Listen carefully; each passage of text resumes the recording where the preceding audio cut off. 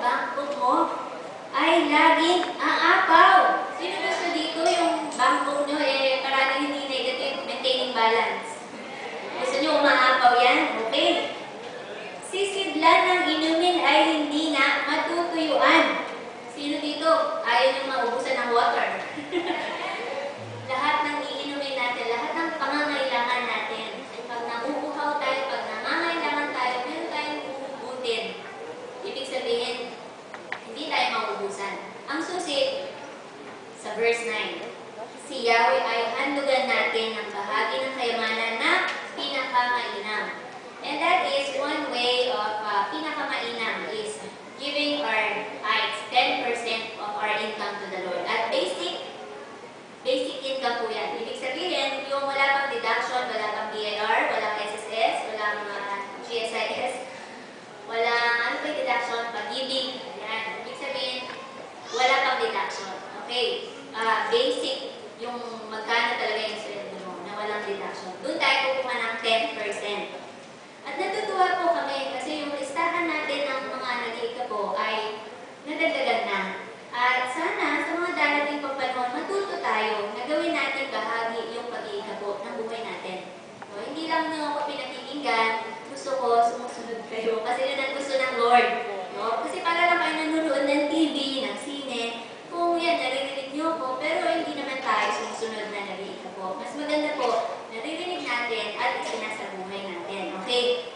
Yung ating po mga tithes envelope, nandyan po yan. Kung gusto nyo mag-offering, mag-tithes, pakilagyan po rin yun ng pangalan para maisulat po nila. Nasa inyo yan at hindi sa iba. Okay? Andun po yung mga envelopes natin sa likod, sa side. Kung gusto nyo pong mag-tithes, mag-offering, kuha po kayo. Habang maaga. Okay, so I'm calling the ushers. Okay, let's give. Thank you.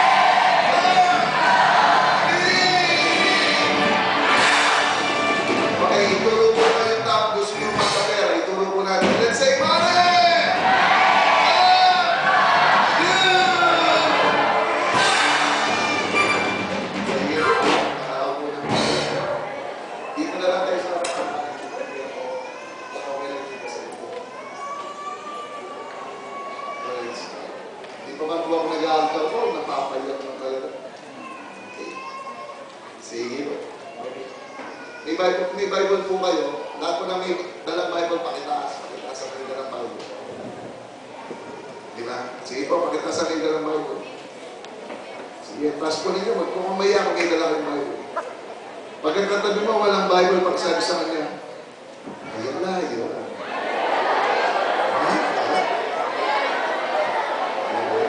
Pagka sa katabi po ninyo, walang dalang Bible, pagsabi sa kanya, huwag kang mag-alala, bibili kita ng 53,000 na Bible dyan.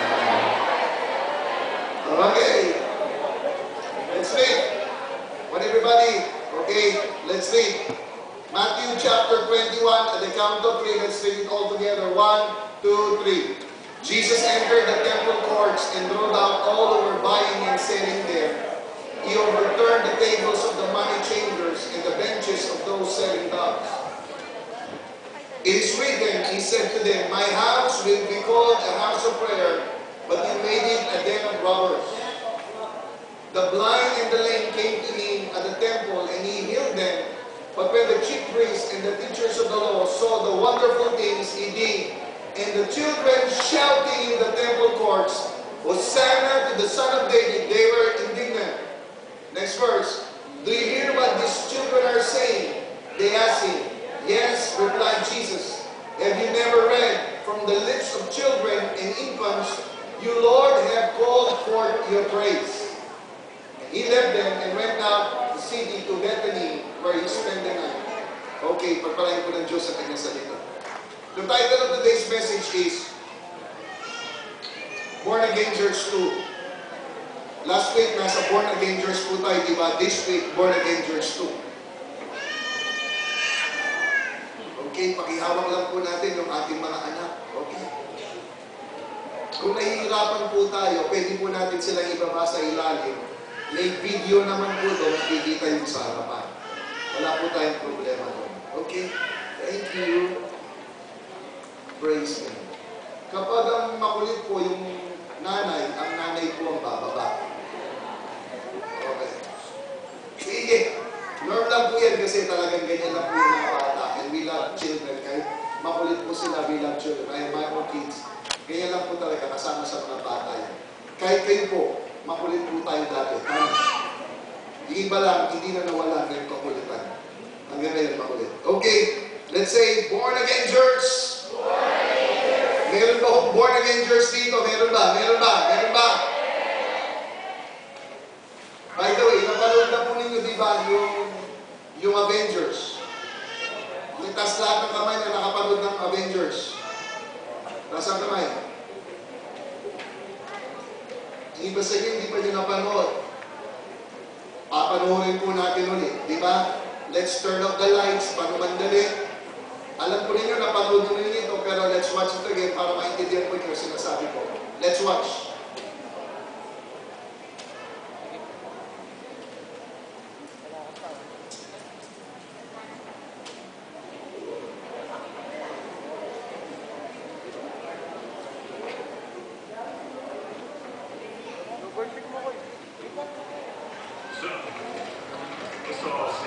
Ulitin po natin, ulitin po natin.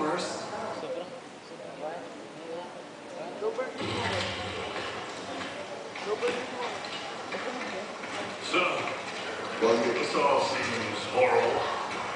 I've seen worse. Sorry. No, we could use a little worse. Stark, we got him. Dinner? Just like you said. Then tell him to suit up. I'm bringing the party to you.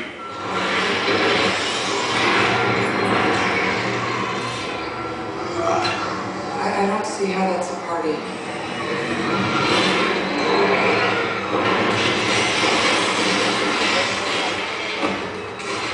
Dr. Ben.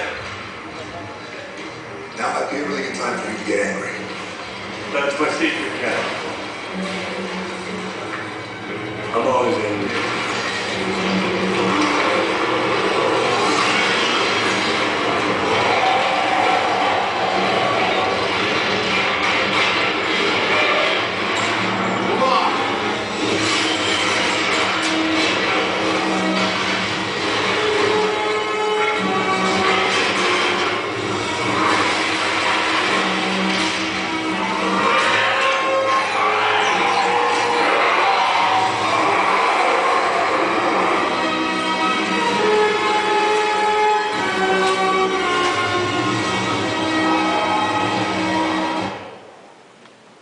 Sa gabi po ito, pag sinabi kong can you say amen, hindi po kayo mag-i-amen. Sasabihin po ninyo, Rah! Rah! Let's do it, let's do it. First row muna. Practice muna po bago po